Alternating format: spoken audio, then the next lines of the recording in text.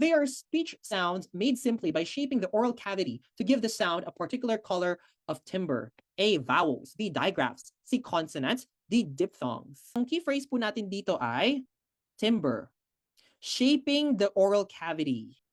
Correct answer for number 13 is letter A. So vowels po. No, lumabas na po itong concept na to before. Ano daw yung most sonorant sound in English? Pag sinabi nating sonorant, the loudest sound in English, that is the A sound. A. Ayan. So vowels. Anong pinagkaiba ni vowels tsaka ni consonants? Si vowels ay open ang vocal tract. Okay? So ang keyword natin, open vocal tract.